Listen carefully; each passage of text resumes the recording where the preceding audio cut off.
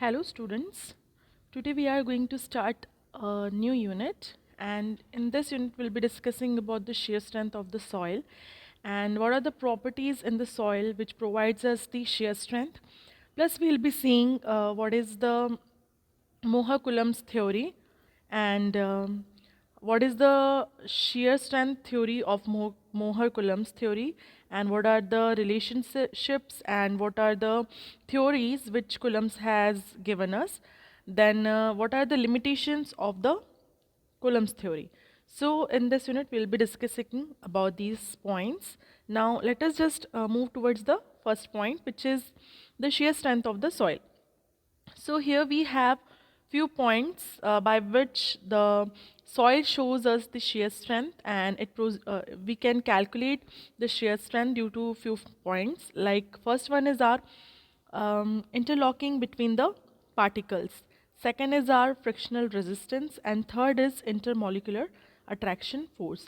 So we'll be seeing all these points one by one with the example.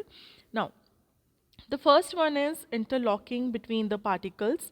Now, interlocking, which means that particles will be having the locking systems, or we can say if you put two particles closer, and they'll be having few locking system. Okay, so if they are having the same shape, so what will happen? They will not be able to interlock by each other. Okay, there will be no place or space to interlock themselves. Okay, like it is shown in the first diagram. And if we talk about the irregular shape or irregular type of particles, definitely they are going to have a proper interlocking between themselves, like it is shown in the second diagram here, that they can be easily placed, or they can be easily have the interlocking between the particles, as they are having the irregular shape, different types of shape. Then next we can see the frictional resistance. Now what is frictional resistance?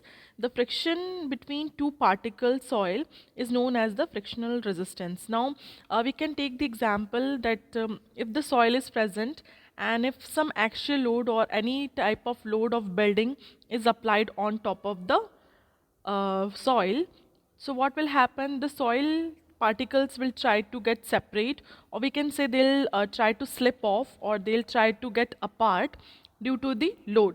So they'll generate some friction between the particles, and that friction is like kind of resisting. It is resisting towards the force, so we can call it as frictional resistance. Okay, so that we'll see in the next classes, that how it is going to work. Now third point is intermolecular attraction force. Now basically each molecule will have attraction towards the other particle, as, or we can say that first let us think what are the attraction force can be seen in the soil. First one is addition. Okay, addition and cohesion. So addition is like it takes place when two different type of particles are having any kind of attraction. Okay, they have the different family and different type of particle will have the, or different material will have the attraction, that is addition.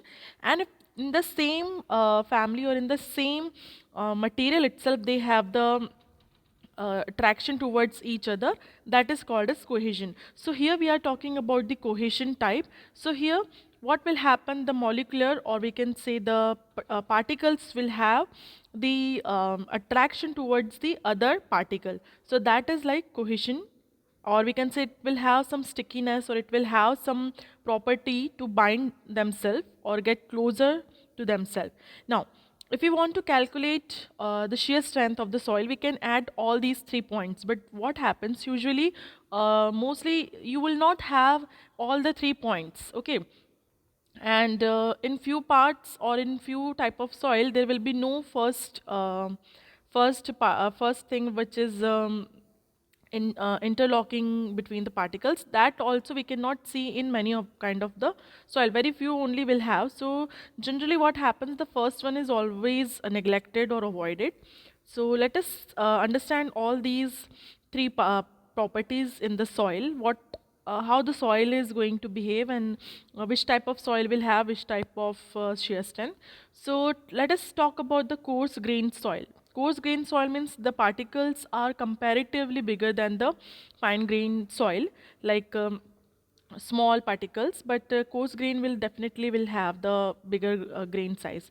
So these are also called as frictional soil and cohesionless soil. Why, we will understand now. So generally coarse grained soil is sand or gravel type of soil.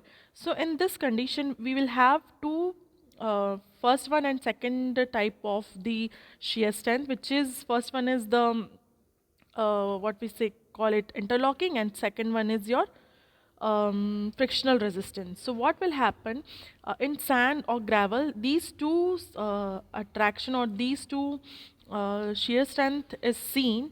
Why? Because they are, first of all, they are having a regular shape, so definitely they are going to have the interlocking system, plus friction definitely they are going to have, since they'll be having the tendency to shear or get apart from the particles as the load is applied on them. Then why they have not considered third one? Because third one is totally cohesion. Okay, cohesion means they'll be having stickiness, or the particles will be stick together to each other. So definitely we know sand is not having that kind of property, or gravel is not having that type of property. For that we can check it. If we take a handful of sand and if we just throw on the ground or floor, what will happen? You can see all the soil, or sorry, sand particles will get apart.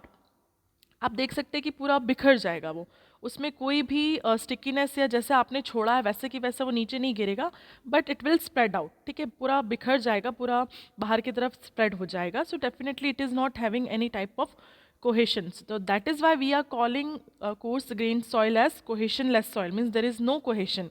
Plus why we are calling it a frictional soil, because it is having friction between the particles. Now let us see the type 2 soil, which is C5 soil, which is also known as friction and cohesion soil. Now C is nothing but the cohesion and phi is nothing but the friction. So the combination of these two we can call it as friction and cohesion soil. Now generally these type of soils are silty soil, and they'll have both the properties, second and third one. Why it will not have the first one? Because it is not going to have the same yeah, we can say that it will not have the same type of shape, or sorry, it will not have the irregular shape, but mostly it will have the same shape particle size. Now third type is your clay type or clay soil, and it is generally called as pure cohesive soil. Now why it is called as pure cohesive soil? Because it is going to have only cohesion in the soil. Now it will not have any kind of interlocking, because it is not having irregular particles. Definitely it is going to have the small particles plus the same size. And then second one is also not considered, because it is clay, it is very fine, that it will not allow particles to slip off, or it will have the shear force among them. But what will happen, the force will not allow them to slip off or produce the friction. Okay, so definitely it is not going to have friction. That is why it can be called as frictionless soil. And since it is having only cohesion, clay means it is purely बिल्कुल बिल्कुल fine soil type, या बिल्कुल clay in the sense small particles which is stuck to each other, stick to each other. It is very sticky kind of soil. So it is called as pure cohesive soil. So this is all about our different types of soils property, and how the shear strength can be calculated. So in further classes we'll be discussing about the Mohr-Coulomb's theory. Okay, so make sure to subscribe this channel and like the video, and you can share with other students also for the benefits. Thanks for watching.